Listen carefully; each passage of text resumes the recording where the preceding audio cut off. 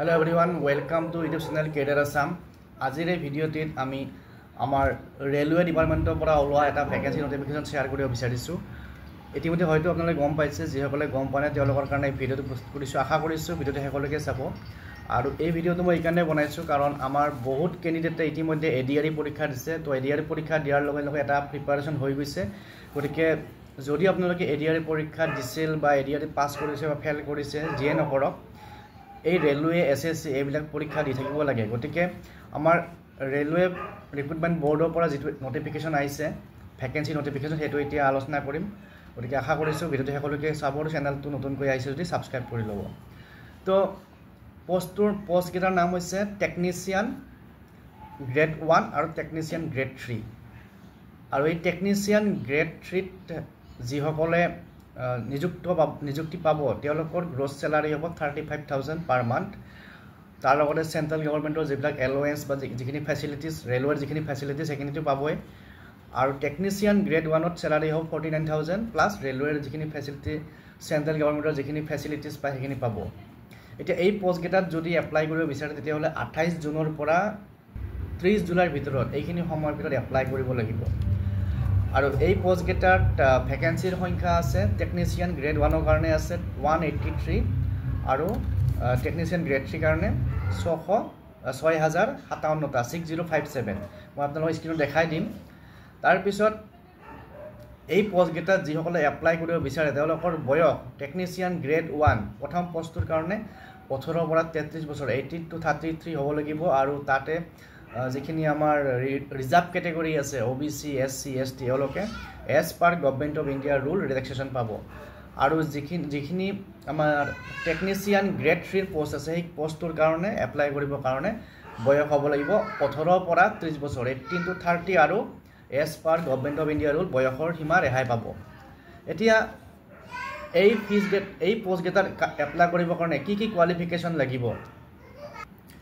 Technician grade 3ত apply কৰিবৰ কাৰণে ITI diploma plus যিটো আমাৰ মেট্ৰিক পাছ কৰি ITI ডিপ্ল'মা কৰা হয় সেই কেটেগৰীত হ'ব লাগিব 10+ মেট্ৰিক পাছ প্লাছ ITI।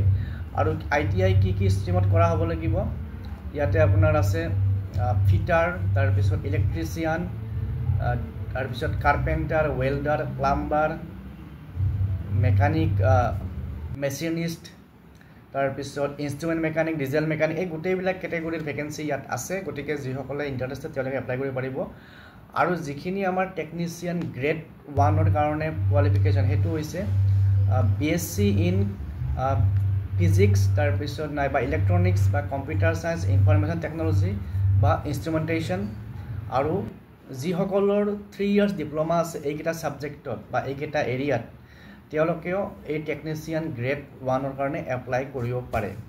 এতিয়া এই পষ্টকেইটাত এপ্লাই কৰাৰ কাৰণে এটা এক্সামিনেশ্যন ফিজ এটা আহিব। আৰু ফৰ জেনেৰেল কেটেগৰী বা OBC কেটেগৰী 500 টকা ফিজ আহিব। আৰু যিখিনি আমাৰ ৰিজাৰ্ভ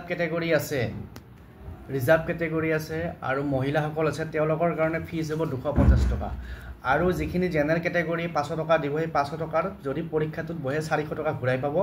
আৰু যিখিনি আমাৰ ৰিজাৰ্ভ কেটেগৰী আছে SC ST মহিলা তেওঁলোকৰ 250 টকাৰ 250 টকাই ঘূৰাই পাব যদিহে পৰীক্ষাটোত বহে।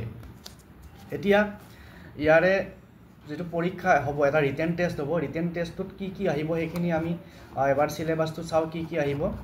গতিকে যিসকলে এই পৰীক্ষাটো দিব বিচাৰে বা ৰেলৱেৰ এই পষ্টকেইটাত এপ্লাই কৰিব বিচাৰে তেওঁলোকে দেৰি নকৰি পেলাই এপ্লাই কৰিব পাৰিব। আৰু মই এপ্লাই কৰা লিংক এটা দি দিম, ক'ত এপ্লাই কৰিব পাৰিব আপোনালোকে। আমাৰ যিটো ৰিক্ৰুটমেণ্ট প্ৰচেছ হ'ব বা চিলেকশ্যন টেষ্ট হ'ব সেইটো হ'ব কম্পিউটাৰ বেছড টেষ্ট অৰ্থাৎ অনলাইন টেষ্ট। আৰু যিটো আমাৰ টেকনিচিয়ান গ্ৰেড 1ৰ কাৰণে তাত ছাবজেক্ট থাকিব জেনেৰেল নলেজ আৰু ৰিজনিং, তাৰপিছত থাকিব আমাৰ কম্পিউটাৰ নলেজ, মেথমেটিক্স আৰু বেছিক ছায়েন্স আৰু ইঞ্জিনিয়াৰিঙৰ নলেজখিনি থাকিব।